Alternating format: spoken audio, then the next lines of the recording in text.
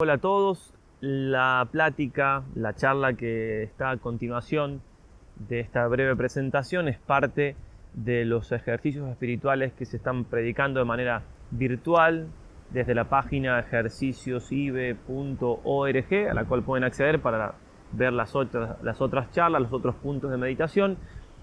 Si bien estas pláticas corresponden a los ejercicios y dentro del marco de los ejercicios quizás se entienden un poco más, sin embargo son temas de mucho provecho en general, como son la oración, la mortificación, la abnegación, el apostolado laical y lo que es una reforma de vida. Espero que les sean de mucho provecho, los encomendamos a nuestras oraciones, le pedimos por los frutos a nuestra Madre del Cielo. En el nombre del Padre, y del Hijo, y del Espíritu Santo. Amén. Dios te salve María, llena eres de gracia, el Señor es contigo. Bendita tú eres entre todas las mujeres, y bendito es el fruto de tu vientre Jesús. Santa María, Madre de Dios, ruega por nosotros pecadores, ahora y en la hora de nuestra muerte. Amén. San Ignacio de Loyola, ruega por nosotros. En el nombre del Padre, y del Hijo, y del Espíritu Santo. Amén. En esta última charla de estos santos ejercicios y siempre estas pláticas en orden a la reforma de vida, es decir, a ordenar mi vida según la voluntad de Dios, vamos a hacer referencia al apostolado laical, es decir, a aquellas tareas propias que un laico debe hacer para ayudar a la salvación del prójimo. Para eso, en primer lugar, digamos algunas cosas generales con respecto al apostolado. ¿Por qué el apostolado? Como ustedes saben, apostolado viene de una palabrita griega, ¿sí?, que significa enviado. Es el envío que hace Cristo de nosotros hacia los demás. Pero ¿por qué esto? ¿Por qué hay que colaborar en esta tarea que el Señor nos pide de ayudar a salvar las almas? Para responder esto tenemos que irnos un poquito atrás y hablar del principio y fundamento. El hombre es creado para alabar, hacer reverencia y servir a Dios nuestro Señor, mediante esto salvar su alma. Estamos creados para Dios, para llegar a Él, para la visión beatífica. Él nos ha creado para que compartamos su felicidad con Él. Ahora bien, dado el pecado original, dado que el hombre se alejó voluntariamente de Dios, Dios le prometió un Salvador, que es, como sabemos nosotros, nuestro Señor Jesucristo, un mediador, un redentor. En orden a la llegada del Mesías, de este Redentor, Dios eligió a Abraham, eligió a profetas, reyes, todo el pueblo elegido, todo lo que el Antiguo Testamento. Después envió a su Hijo que nos redimió, nos salvó en la cruz. Y este Hijo, nuestro Señor Jesucristo, fundó una iglesia, que es la Iglesia Católica. Esta es la finalidad de la iglesia, va a decir el Papa Benedicto XVI, y no otra.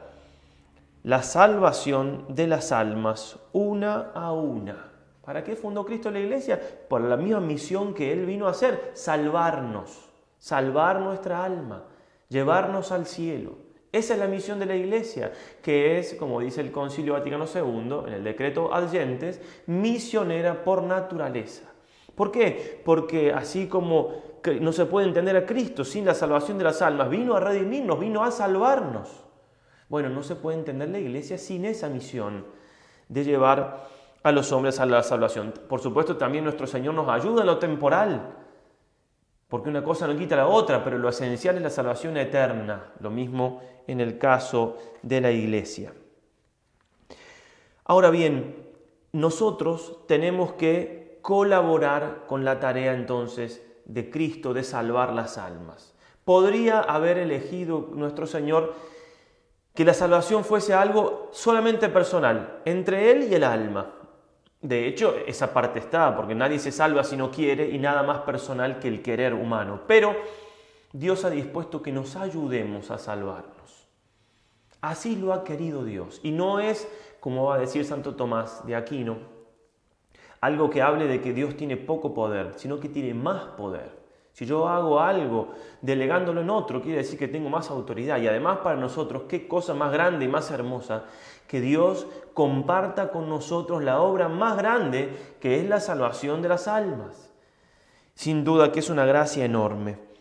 que tenemos por supuesto que saber vivirla, ¿no? Dios quiere que todos los hombres se salven y lleguen al conocimiento de la verdad, 1 Timoteo 2:4, pero quiere también que en esa salvación los hombres se ayuden unos a otros. El cardenal Echegaray, en una homilía del 25 de enero del año 2000, contaba lo siguiente, dice: os voy a contar una leyenda que me contó un monje ortodoxo y que merecería ser una historia verdadera. Cuando Cristo, después de Pascua, estaba subiendo al cielo, dirigió la mirada hacia la tierra y la vio inmersa en la oscuridad, salvo algunas lucecitas que brillaban en la ciudad de Jerusalén. Durante la ascensión se cruzó con el arcángel Gabriel, que solía realizar las misiones a la tierra, el cual le preguntó al Señor: ¿qué son esas lucecitas? Cristo le respondió: son los apóstoles reunidos en torno a mi madre, y mi plan es, apenas haya llegado al cielo, enviarles el Espíritu Santo para que esas llamitas se transformen en un gran fuego que encienda de amor toda la tierra. Gabriel se atrevió a replicar: ¿y qué harás si ese plan falla? Después de unos instantes de silencio, el Señor respondió: no tengo otros planes. Está hablando esta leyenda de lo que estamos diciendo. Dios quiere que se salven las almas por otras almas, siendo por supuesto el acto de aceptar la salvación algo muy personal, no quitemos eso. San Pablo va a decir: quiso Dios salvar a los creyentes mediante la locura de la predicación, 1 Corintios 1:21. También en otro lugar dice: la fe, sin la cual no hay salvación, viene por el oído, Romanos 10:17. ¿Y cómo irán sin que se les predique? ¿Y cómo predicarán si no son enviados? Necesitamos entonces escuchar hablar de Jesucristo, escuchar al oído, la predicación. También se puede hacer con el testimonio, como lo vamos a ver, pero qué cosa impresionante que la salvación eterna de la cual venimos meditando en todos estos santos ejercicios no solamente sea un negocio personal, sino que yo deba ayudar a los otros a salvarse. Entonces, esto teniéndolo claro, tenemos que ver cómo lo entendemos de varias maneras distintas para que se nos haga carne. Cómo lo tenemos que entroncar por el lado de la caridad, del amor. No puedo amar al prójimo y no buscar la salvación, que es lo más importante. Por el lado de la fe. La fe me tiene que mover a ver que la sangre de Cristo derramada por mis hermanos es algo que a mí también me atañe. Que yo, en lo que pueda, todos tenemos la misión de hacer que esa sangre purifique la mayor cantidad de almas. Imaginemos ahora que estamos con esta epidemia, con esta pandemia, que alguien descubre la cura, el antídoto que se busca en tantos lugares, una vacuna, lo que sea. ¿Va a ser tan egoísta de guardarse para él esa noticia, de no comunicarlo, al menos con los seres queridos? Y con más razón, si tiene un poquito de amor al prójimo, con todos los demás. ¿Cómo se lo va a guardar? Puede ser que haya alguien tan egoísta que no quiera comunicar eso a los otros para que todos se salven. Pues bien, ¿acaso podemos ser tan egoístas de no comunicar a los demás nuestra fe para que se salven? Sucede que nos es más natural, porque justamente es natural, protegernos de no perder la vida del cuerpo, esta vida que se ve. No nos sale tan fácil ver la importancia de la salvación del alma, porque eso ya pide fe y a veces vivimos demasiado en un plano humano. San Maximiano María Kolbe decía: la gloria de Dios brilla sobre todo en la salvación de las almas que Cristo ha redimido con su sangre. ¿Cómo hago para cumplir el principio y fundamento? He sido creado para alabar. Me salvo yo y ayudo a salvar a otros. No le puedo dar más gloria a Dios que esa. De esto sigue el santo, que el empeño primario de nuestra misión apostólica debe ser procurar la salvación y santificación del mayor número de almas. Y uno dice, bueno, pero él era religioso, Ya vamos a ver, es para todos esta misión. La gloria de Dios y la salvación de las almas. Como darle gloria a Dios nos santifica, nos acerca a Él, también nos hace felices. El que se dedica al bien de las almas es feliz, porque Dios es alegría infinita y Dios no deja de recompensar a quien busca la salvación de los demás y busca darle gloria de esa manera desinteresada. Además, cuando buscamos la salvación del prójimo, también nosotros mismos nos salvamos. San Juan Pablo II va a decir, la fe se robustece dándola. Y también leemos en la carta de Santiago, palabras muy fuertes. Si alguno de vosotros, hermanos míos, se desvía de la verdad y otro le convierte, sepa que el que convierte a un pecador de su camino desviado, salvará su alma de la muerte y cubrirá la multitud de sus pecados. Santiago 5, 19 y 20, se puede leer un texto análogo en Ezequiel 3, del 17 al 21. Entonces, cuando el Señor envía a sus apóstoles, id por todo el mundo y predicar la buena noticia, el Evangelio, el que crea y se bautice se salvará y el que no crea se condenará. Eso nos tiene que llegar a todos. Es el Señor que nos está hablando, no es solamente para esos que estaban allí, solamente sus apóstoles, no. Por supuesto, cada uno según su vocación, pero es para todos. Por eso vamos al punto siguiente, y es en el segundo punto, entonces, si nosotros podemos hablar del apostolado laical, al laico, al seglar, o sea, al que no es consagrado, le toca también esta misión, por supuesto que sí. Por supuesto que sí.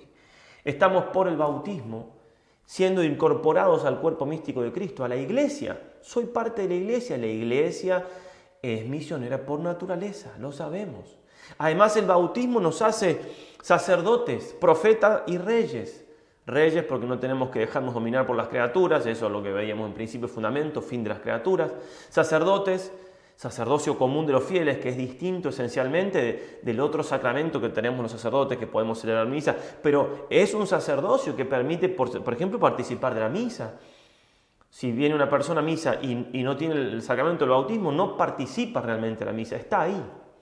El sacramento del bautismo también permite a dos personas casarse, que los ministros son ellos. El sacerdote es un testigo. Bueno, pero sobre todo quería detenerme en esto. Profetas. Somos profetas por medio del bautismo. Porque nos revestimos de Cristo, que es sacerdote, profeta y rey. ¿Y qué significa ser profeta? ¿Decir que va a pasar dentro de un tiempo? ¿Cuándo va a terminar este virus? No. Ser profeta es anunciar a Dios, a los demás, a Cristo. Eso es ser profeta. Por el bautismo lo somos. También hemos recibido todos otros sacramentos, que es la confirmación, que confirma el bautismo, que nos hace soldados de Cristo para defender la fe. Estamos llamados todos entonces a procurar la salvación del prójimo, cada uno en su lugar. Vamos a bajar entonces al concreto algunas cosas que podemos decir, porque obviamente que esto cada uno verá cómo puede ejercitar este apostolado en el lugar donde está. En primer lugar, hay que llevar una vida interior seria. Así como le podemos decir a un sacerdote, a una religiosa, a un religioso que si no está lleno de Dios no se lo va a poder transmitir a los demás. Así el laico tiene que vivir en gracia de Dios. Tiene que vivir, no puede predicar a los otros lo que él no vive. No puedo escribir con la mano y borrar con el codo. Nadie da lo que no tiene. Entonces, todo lo que tenemos que hacer primero es tratar de llevar una vida espiritual seria. Si uno ve la vida de los santos laicos, llevaban una vida interior hacían obras de apostolados muy grandes, pero llevaban una vida interior muy seria, muy profunda. San Juan Pablo II se despertaba a la mitad de la noche y estaba su padre al lado de rodillas rezando. ¡Qué ejemplo! Por eso decía que su casa fue su primer seminario. Los padres de Don Columba Marmio, el papá es un beato. El papá tenía un trabajo que le requería mucho tiempo, un trabajo de mucha responsabilidad.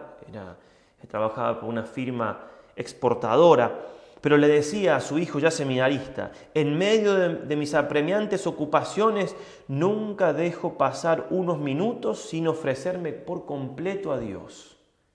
También vivió una vida interior muy fuerte su esposa. Tuvieron 3 hijas religiosas y este hijo religioso, que ahora, como decíamos, es beato. Bueno, esa vida interior tengo que tenerla.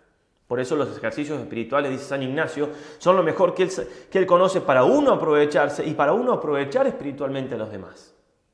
También dentro de esto nos va a llevar esta vida interior a darnos cuenta, también los ejercicios nos tienen que llevar a eso, a que tenemos que cumplir con fidelidad nuestro deber de Estado. Va a decir el decreto ad gentes del Concilio Vaticano II. La obligación principal de los laicos es el testimonio de Cristo que deben dar con su vida y con su palabra en la familia, en su grupo social y en su ámbito profesional. ¿Sí? Testimonio de vida en su familia, en su trabajo. Si no doy testimonio, ¿cómo puedo hacer apostolado? ¿Cómo puedo ayudar a los otros a salvarse si yo no vivo eso? Muy importante esto entonces. Si todos los laicos fuesen ejemplo de padres, esposos, madres, esposa, hija, hijos, y bueno, entonces el mundo ya se hubiera salvado todos seríamos santos. Lo mismo podemos decir de nosotros, estoy hablando del apostolado laical, nosotros también tenemos que hacer nuestra parte, pero una persona que va a misa los domingos y que después no vive su fe es un antitestimonio. Y dice, bueno, los católicos, sí, este es católico, es de tal grupo, pero después... ¿sí? Es comerciante, más comerciante en el mal sentido, lo único que quiere es dinero. Bueno, cualquier oficio que no se cumple con amor de verdad, con entrega de verdad, es un antitestimonio y un antiapostolado. Incluso hasta puede darse el caso de una persona que por hacer apostolado fuera de la casa no vive bien su apostolado en la casa, no cumple bien su deber de Estado, hasta puede llegar a ser una tentación del demonio, ¿no? De por ir a misa todos los días, no cumplo con no digo, si se puede, se va a misa todos los días, pero si por ir a misa todos los días descuido cosas importantes y fundamentales en mi casa o en mi trabajo, bueno, será que Dios no me está pidiendo eso ahora, ¿verdad? Hasta en eso nos puede el demonio disfrazarse de ángel de luz y tentarnos y confundirnos. La importancia entonces del cumplimiento del deber de Estado. Y en esto, uniendo las dos primeras cosas que acabamos de decir, de llevar una vida espiritual intensa y de ocuparme bien del deber de Estado, va a resultar que me tengo que ocupar del apostolado, el apostolado de la salvación de los míos. O sea, un padre y una madre tienen que velar porque sus hijos vivan en gracia de Dios. Porque todos los parientes, dentro de lo que uno puede, por supuesto, a veces no puede más que rezar, hay situaciones en la vida, pero hay un deber importantísimo de procurar la salvación de los que tenemos a cargo, sobre todo. Los padres no tienen solamente el deber de darle de comer, darle la ropa, darle la educación. Tienen que, si uno dice, bueno, conocer la verdad. Y en este sentido uno tiene que darse cuenta que el mundo está patas para arriba. Por ejemplo, la inteligencia Dios nos la da en primerísimo lugar para conocerlo a Él. Ese es el objetivo primero, conocer a Dios. Y un niño puede ir a la escuela de los 5 o 6 años, o 3 ahora que empiezan, y terminar la universidad a los 25 y no se le habla una sola vez de Dios. Y quizás se le habla para decir cosas en contra o que no existe. Está todo patas para arriba. Entonces, desde la familia, como pueden, tienen que hacer lo contrario. Educarlos en la fe, educarlos para el cielo. Este hijo que tengo se va a morir. Probablemente me muera yo, papá, mamá, antes, es lo lógico. Pero digo, tengo que ayudarlo a que su alma se salve. Esos son los criterios. No criterios, no, sí, mientras vaya a la universidad, estudie. Y el alma, escuchaba una vez, el año pasado, una mujer en un grupo que me decía, yo no voy a mandarlo a mi hijo a la universidad. Porque mi amiga lo mandó y terminó ateo al poco tiempo, mi otra amiga... Tenía las ideas muy claras, ponía el título universitario por debajo del bien espiritual. Muy bien, eso es tener un criterio de apostolado, de buscar el bien mayor de las almas de sus hijos. Algo más que nos puede ayudar, el laico debe iluminar lo temporal. Hay lugares, situaciones, cosas donde no llega el sacerdote, donde no llega la religiosa. Muchos lugares son propios del laico. Iluminar con la luz de Cristo, con la luz del Evangelio. Va a decir así San Alberto Hurtado, al seglar viene de la palabra século, siglo, ¿no? Vivir en el siglo, corresponde terminar con el espíritu laico. El espíritu laico, el laico es el que no está consagrado, pero el espíritu laico o el laicismo es sacar a Dios de todas las cosas, que Dios molesta. No, todo lo contrario. Entonces, el espíritu laico, ¿quién lo debe terminar? Lo debe terminar el laico. O sea, el laico tiene que llevar a Dios a los ambientes, iluminar con el Evangelio los ambientes en donde se mueve, donde vive, donde trabaja. Sigue el santo. Él ha de llenar el abismo que separa la idea de hombre de la idea de cristiano. El orden espiritual y el orden temporal. la iglesia y la sociedad humana. El seglar consciente de su fe sabe que él prolonga la vida de Cristo, por supuesto. Jesús quiere actuar por él en nuestro siglo, en el estadio de deportes, en el teatro, en el comercio, en la sala de clases, etc. Esa es la misión, incluso San Alberto Hurtado, que dio clases en la Universidad Católica en Chile, dando charlas allí, y decía cómo la Universidad Católica, que en realidad toda universidad tendría que llevarnos a Dios, a la fe verdadera, tiene que enseñarle a los jóvenes a después llevar los principios del Evangelio a cada uno de sus oficios. Obviamente también enseñarle el oficio de la profesión, pero una cosa no quita la otra.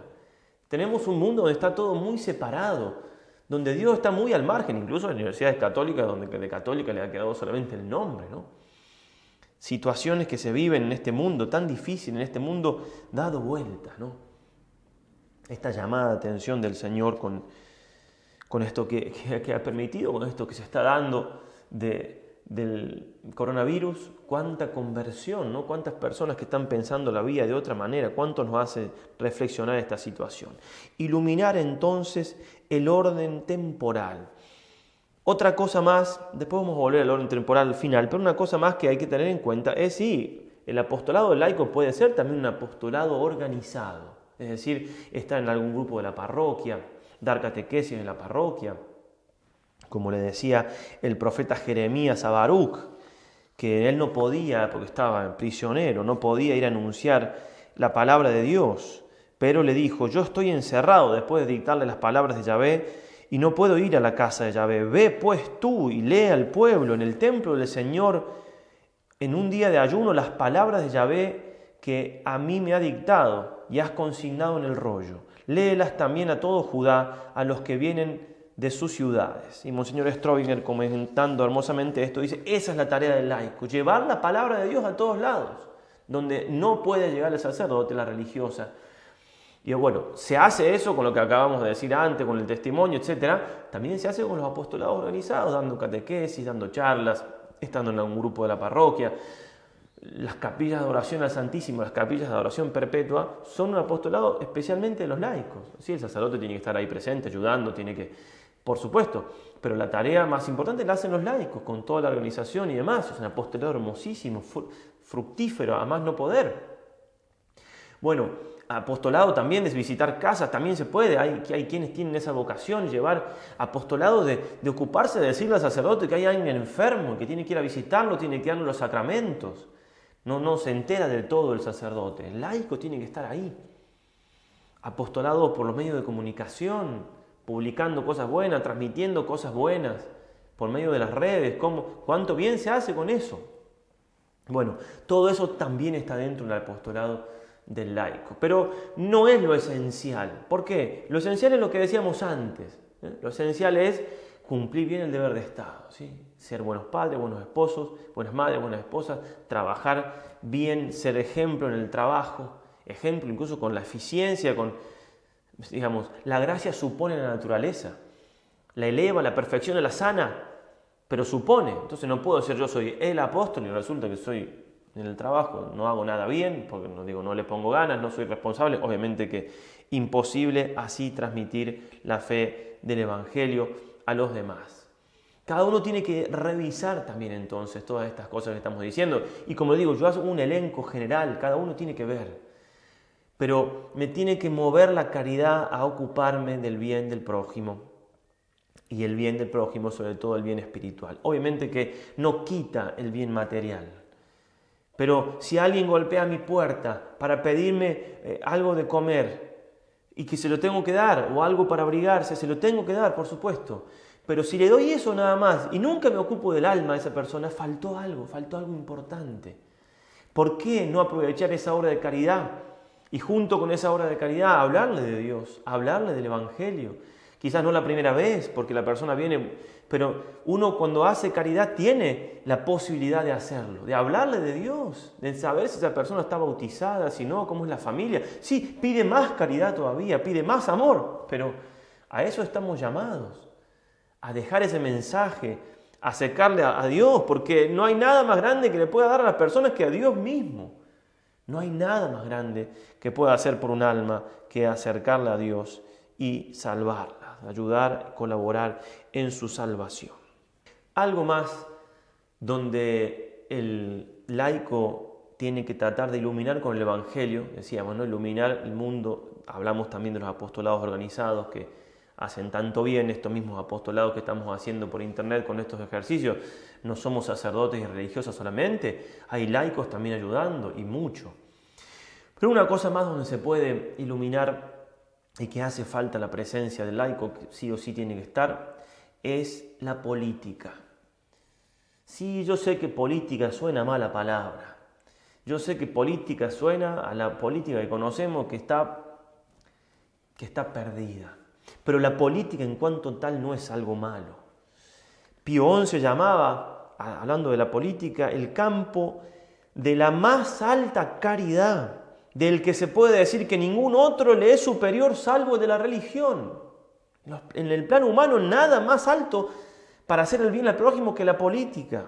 Y Pío XII dice, ¿por qué esto es así? Repitiendo las palabras de Pío XI, ya que si es bueno hacer caridad con un solo hombre, tuve hambre y me diste de comer, etc. ¿Cuánto más se trata del bien de toda la sociedad, del bien común? Hacerle el bien a muchos, eso es la política, buscar el bien común. Y va a decir el Papa Benedicto XVI, en cuanto a la política fundamentalmente debe ser una realidad moral, es decir, que tiene que hacerse para hacer el bien. La Iglesia sobre este carril tiene fundamentalmente que ver con la política. Vamos a separar, un sacerdote no puede hacer política, está bien, pero sí puede dar los principios, porque la Iglesia tiene que iluminar todo el orden temporal, lo que es la doctrina social. El hombre no puede separarse de Dios, va a decir San Juan Pablo II, ni la política de la moralidad. Por supuesto que entrar en política hoy en día hace falta tener un espíritu martirial, porque está tan sucio todo, que si uno quiere entrar y no ensuciarse, que ya es difícil, por eso uno tiene que entrar con verdadera vocación y con verdadera vida interior. Bueno, pero después tiene que sufrir, porque la política está en manos. ¿En dónde la política? ¿En qué pocos lugares del mundo la política no está? Por supuesto, hay políticos buenos. Alguna vez alguien me dijo, padre, ¿por qué habla así? No, bueno, hay políticos buenos, no. Pero en general, ¿verdad? En general, uno sabe que la política lamentablemente no responde a los criterios del Evangelio. Y de una buena política no depende solamente que los hombres y mujeres de este mundo vivan bien, que eso ya es importante, sino que depende en mucho la vida eterna de las personas. ¿Por qué? Porque hay leyes que tienen que ver, que son humanas, pero tienen que ver con la vida eterna. Y un gobernante puede ayudar a alguien a salvarse o todo lo contrario, depende de las leyes que ponga. Y en las sociedades que vivimos, por lo general, todo lo que es la política va en contra, directamente, hace un daño enorme. Poner ideología de género en los colegios. Y bueno, tuvo que ir un virus para que se olvidaran un poco de poner ideología de género en los colegios, niños de primer... No. ¿Qué política es esa? ¿De dónde viene? Bueno, hay que meterse ahí, hay que luchar, hay que ganar esos puestos. Porque obviamente que si el catecismo 1 hora a la semana, con todas las horas del colegio, ¿qué hace? Por eso el padre Castellani decía, primero la política, dándole prioridad a la política, en ese sentido, de que si no cambio esas cosas, es muy difícil lo que puede hacer el Evangelio. La gracia supone la naturaleza. Isabel la Católica, piensa estamos muy mal formados, piensa en los reyes y las reinas, que eran todos... Los reyes que eran santos, eran buenos, eran mucho más democráticos que la democracia que ahora, que qué democracia, bueno, no voy a meterme en ese tema.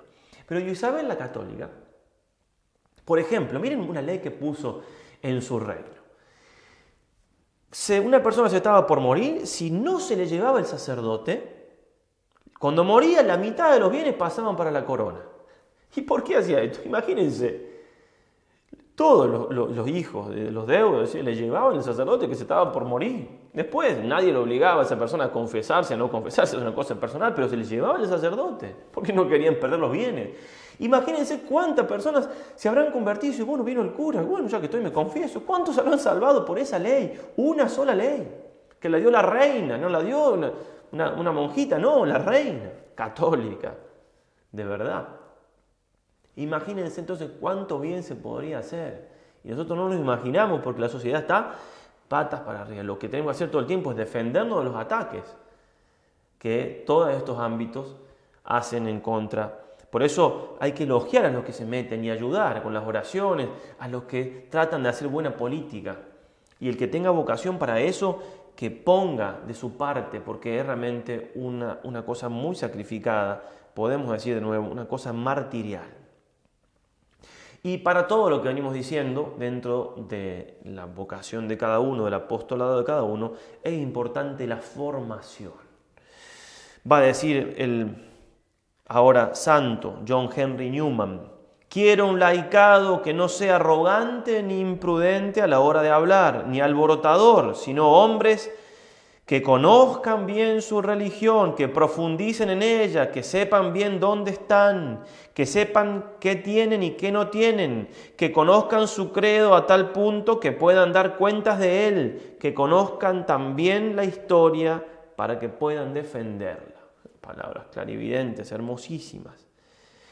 Y en esto de la formación que venimos diciendo, uniéndolo un poco con lo que decíamos recién de la política, quiero leer un texto muy hermoso de Carlos Saccheri.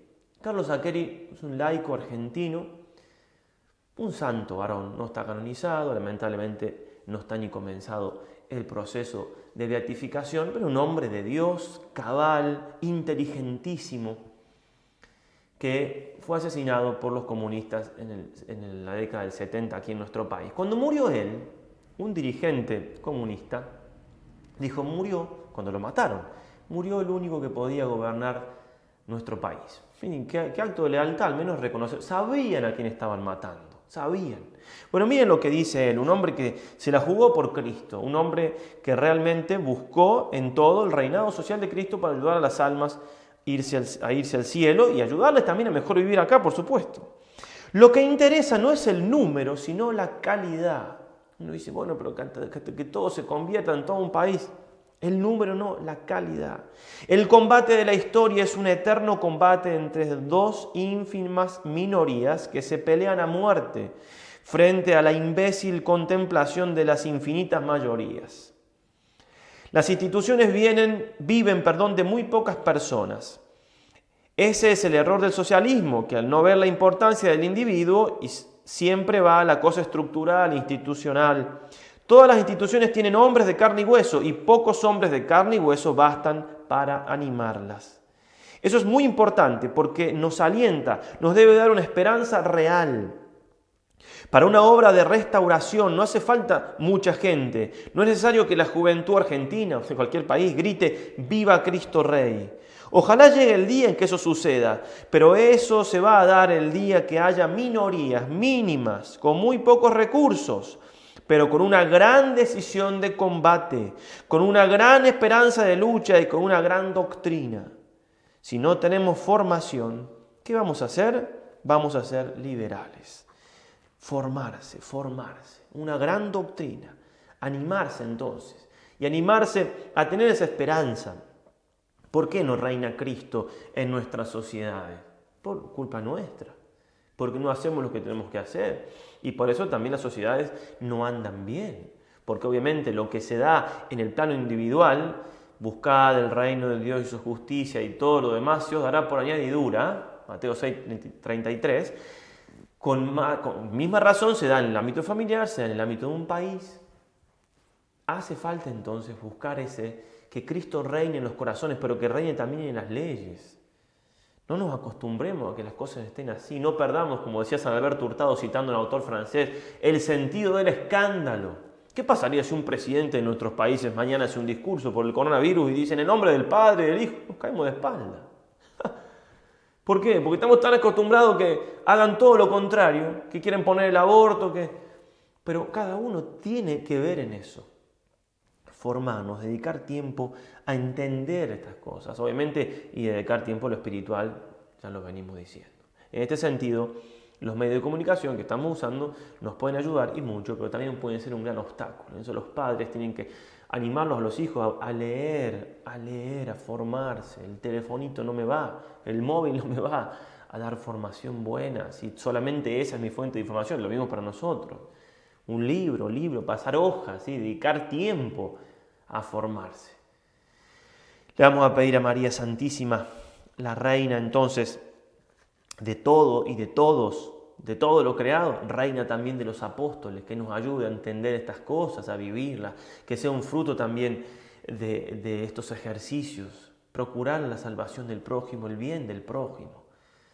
Muchas otras cosas se podían decir. Hay un libro hermosísimo de San Manuel González que se llama Los apostolados menudos. Habla de apostolados pequeños. Uno, ya nombramos en otra plática, de sonreír. Es un apostolado, ¿sí? Bueno, que nuestra Madre nos ayude, ¿no? Ella, la apóstol con mayúscula, porque ella vio a Cristo muriendo, vio lo que sufrió su Hijo, ella estaba llena del Espíritu Santo. Por eso, nadie más apóstol que María, que nos ayude entonces a realmente llenarnos de Dios, tomarnos en serio nuestra salvación, también tomar en serio la salvación de los prójimos, la salvación del alma de los demás, y cooperar en lo que cada uno pueda, con la oración, con el tiempo, con la entrega, con el dinero, el dinero que se da para las misiones, para un apostolado. Estos apostolados que hacemos, esto no lo tenía pensado, pero también requieren dinero. No dinero nuestro, digamos, nosotros sí tenemos para comer, pero digo sí para las cosas que usamos, para grabar, para algunos medios, algunas cosas que necesitamos pagarle a algunas personas que nos ayuden, porque no todo lo podemos hacer nosotros, estos medios de comunicación. Bien, entonces también colaborar con apostolados, con cosas, con la parroquia, también eso es una manera de tomarse en serio la salvación de las almas. Que nuestra Madre nos ayude, que nuestra Madre nos dé la gracia entonces, que nuestra Madre haga de nosotros santos de verdad, santas de verdad. Que nuestra Madre nos dé la fuerza que tiene ella de la cruz de Cristo. Estamos meditando estas cosas, en definitiva, la sed de las almas, de buscar el bien de las almas nos tiene que venir de mirar a Cristo crucificado, de saber que mi Rey, mi Dios, mi Señor, murió, dio hasta la última gota de sangre por nosotros. Y yo, con mis debilidades, mis pecados, mis yerros, lo que sea, quiero colaborar con ese Señor para que esa sangre purifique a todo el mundo si fuera necesario. No ha habido santo y no habrá laico, religioso, religiosa, sacerdote que no se haya consumido en amor por las almas, porque era el mismo amor a Cristo que lo llevaba a buscar el bien del prójimo.